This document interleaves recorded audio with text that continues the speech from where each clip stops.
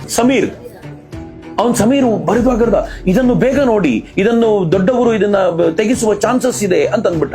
ನಾವು ಆದಷ್ಟು ನೋಡಿದ್ವಿ, ಕೊನೆಗೆ ತೆಗೆದ ಅವನೇ ತೆಗೆದ. ಯಾರು ತೆಗಿತಾರ್ರಿ ಅದನ್ನ? ಅವನೇ ತೆಗೆದ್ಬಿಟ್ಟು ಹೇಳ್ದ, ಅಯ್ಯೋ ಹೋಗ್ಬಿಡ್ತು ಅಂತ. 24 hours ನಂತರ ವಾಪಸ್ ಆಗ್ದ. Same procedure. ಬಟ್ ಅವ್ನು ಅದನ್ನೇ ಯೂಸ್ ಮಾಡಿದ್ದ ಸಮೀರ. ಯೂಸ್ ಮಾಡಿ ಇದ್ದಕ್ಕಿದ್ದಂತೆ ಹೆಂಗ್ ಆಗ್ಬಿಡ್ತು ಅಂತಂದ್ರೆ, ಏನೋ ಸಮೀರ ಈ ಫೈಟ್ ಮಾಡ್ತಿದ್ದಾನೆ ಅಂತ ಅನಿಸ್ಲಿಕ್ಕೆ ಶುರುವಾಗ್ಬಿಡುತ್ತಲ್ಲ. ಅದು ಯಾವುದೋ cockroach Janata party. We are discussing it ನಾವು ಡಿಸ್ಕಸ್ ಮಾಡುವಂತೆ ಮಾಡಿರೋದು ಯಾವುದು ಅಂತಂದ್ರೆ ಒಂದು ಇನ್ಸ್ಟಾಗ್ರಾಮು. ಆ ಇನ್ಸ್ಟಾಗ್ರಾಮ್ ಅನ್ನೋದು ಯಾರ ಕೈನಲ್ಲಿದೆ ಅಂತಂದ್ರೆ US ನವ್ರ ಕೈಯಲ್ಲಿದೆ. ಅವ್ರು ಯಾವಾಗ ಬೇಕಿದ್ರು ಯಾವ ಸ್ಟ್ರಿಂಗ್ ಅನ್ನು ಬೇಕಿದ್ರು ಪುಲ್ ಮಾಡ್ತಾರೆ. ವಾಟ್ಸಪ್ಪಿನ ಮೂಲಕ ನಾವು ಕಳಿಸೋದನ್ನ ಕಡಿಮೆ ಮಾಡಿ ಅವ್ರದನ್ನ ಹೆಚ್ಚು ಪ್ರಾಪಗೇಟ್ ಆಗೋ ತರ ಮಾಡುವ ಸಾಮರ್ಥ್ಯ ಅವರಿಗಿದೆ. ಪಕ್ಕದ ನೇಪಾಳನ್ ಬೀಳಿಸಿದ ಸೇಮ್ ಪ್ರೊಸೀಜರ್. ಒಂದು ಯೂತ್ಗಳ ಟೀಮ್ಗೆ ನಾವು ಇದೀವಿ ಅಂತ ಹೇಳುವಂತ ಒಂದು ಪ್ಲಾಟ್ಫಾರ್ಮ್ ಕ್ರಿಯೇಟ್ ಆಗುತ್ತೆ.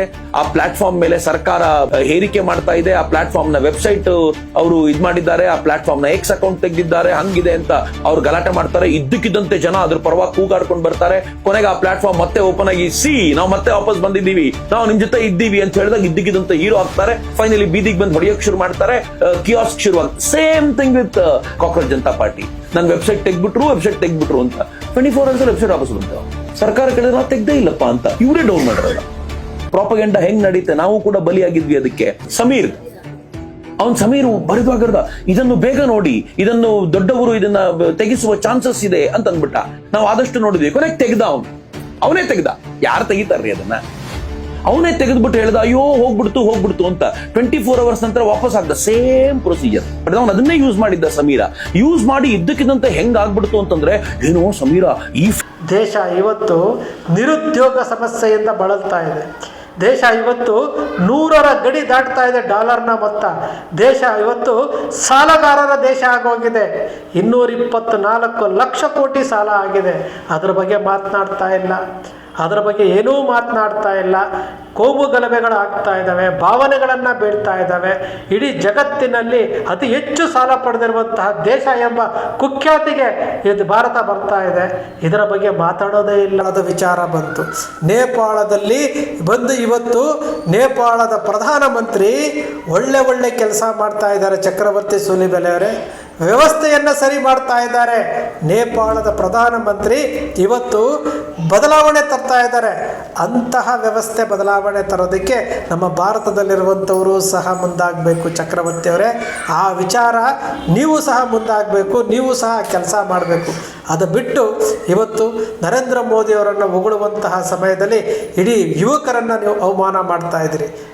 ಸ್ನೇಹಿತರೆ, ನಮ್ಮ ಚಕ್ರವರ್ತಿ ಸೂಲಿಬೆಲೆ ಅವರು ದಿಢೀರಂತ ಪ್ರತ್ಯಕ್ಷ ಆಗ್ಬಿಟ್ಟಿದ್ದಾರೆ.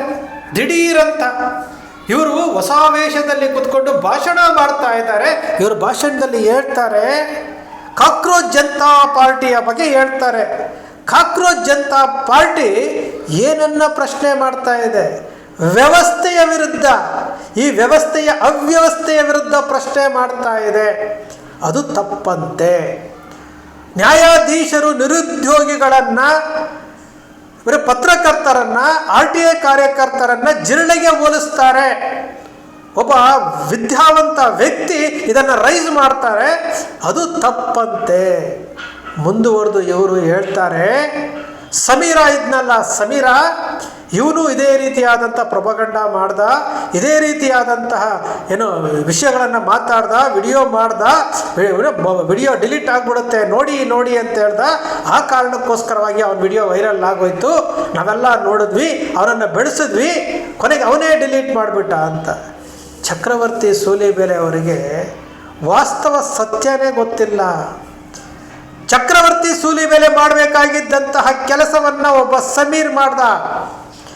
ಚಕ್ರವರ್ತಿ ಸೂಲಿಬೆಲೆ, ನಾನು ಹಿಂದೂವಾದಿ, ಕೋಮುವಾದಿ, ಹಿಂದೂಗಳನ್ನು ರಕ್ಷಣೆ ಮಾಡ್ತೀನಿ, ನಾನು ದೇಶಭಕ್ತ, ನಾನು ನ್ಯಾಯಪರವಾಗಿದ್ದೇನೆ, ಜಸ್ಟಿಸ್ ಫಾರ್ ಸೌಜನ್ಯ ಅಂತೇಳಿ ನಾನು ಲೇಬಲ್ ಹಾಕ್ಕೊಂಡಿದ್ದೆ, ನಾನು DP ಇಟ್ಕೊಂಡಿದ್ದೆ ಅಂತೇಳಿ 13 ವರ್ಷಗಳಿಂದ ಹೇಳಿದ್ದಂತಹ ವ್ಯಕ್ತಿ ಸೌಜನ್ಯಗೆ ನ್ಯಾಯ ಕೊಡಿಸುವಂಥ ಸಮಯದಲ್ಲಿ ಇವತ್ತು ಇದೇ ಸಮೀರ್ ವಿಡಿಯೋ ಅದನ್ನು ಅಣಕಿಸುವಂತಹ ಕೆಲಸ ಚಕ್ರವರ್ತಿ ಸೂಲಿಬೆಲೆ ಮಾಡ್ತಾರೆ.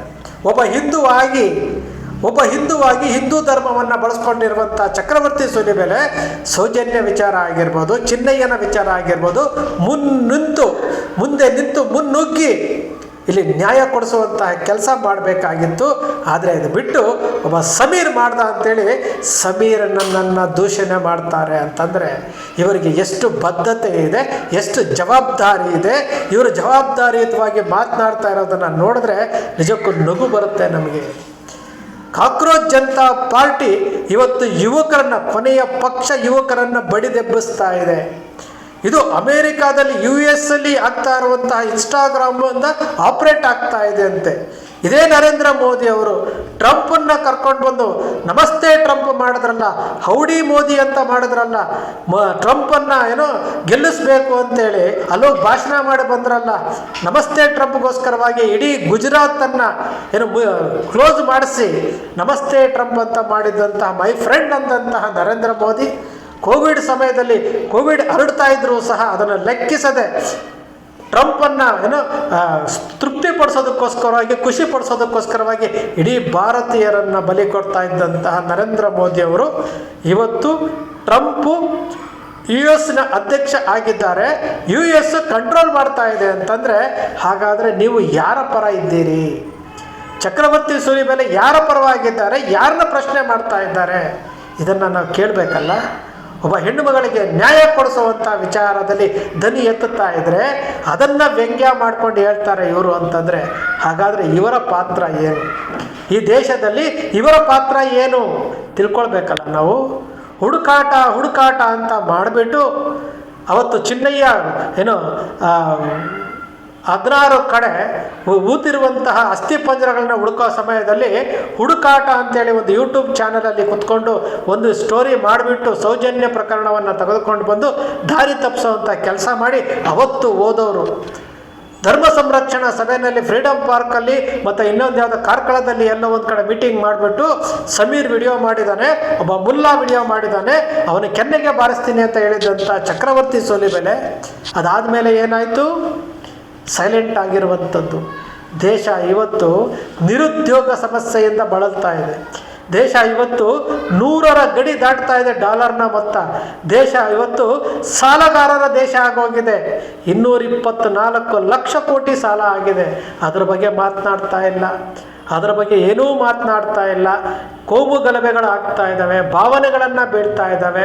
ಇಡೀ ಜಗತ್ತಿನಲ್ಲಿ ಅತಿ ಹೆಚ್ಚು ಸಾಲ ಪಡೆದಿರುವಂತಹ ದೇಶ ಎಂಬ ಕುಖ್ಯಾತಿಗೆ ಇದು ಭಾರತ ಬರ್ತಾ ಇದೆ. ಇದರ ಬಗ್ಗೆ ಮಾತಾಡೋದೇ ಇಲ್ಲ. ದೇಶವನ್ನು ಕಟ್ಟುವಂತಹ ವಿಚಾರ ಮಾತಾಡೋದಿಲ್ಲ. ಇವರು ಮಾತನಾಡುವಂಥದ್ದು, ಇವರಿಗೆ ಸ್ಟೇಜ್ ಹಾಕ್ಕೊಡ್ತಾರೆ, ಒಂದಷ್ಟು ಜನ ಸೇರಿಸ್ತಾರೆ, ಅಲ್ಲಿ ಬಂದು ಕುತ್ಕೊಂಡು ಭಾಷಣ ಮಾಡ್ತಾರೆ, ಮತ್ತದೇ ಮೋದಿಯ ಜಪ ಮಾಡಿಕೊಂಡು ಮತ್ತೆ ಚುನಾವಣೆ ಬರ್ತಾ ಇದೆ. ಆ ಚುನಾವಣೆ ಸಮಯದಲ್ಲಿ ಮತ್ತೆ ಆಕ್ಟಿವ್ ಆಗಬೇಕಲ್ಲ. ಇವರ ಎಷ್ಟು ವಿಡಿಯೋಗಳು ಎಷ್ಟು ಟ್ರೋಲ್ ಆಗ್ತಾ ಇದೆ ಸ್ವಾಮಿ, ಎಷ್ಟು ಟ್ರೋಲ್ ಆಗ್ತಾ ಇದೆ.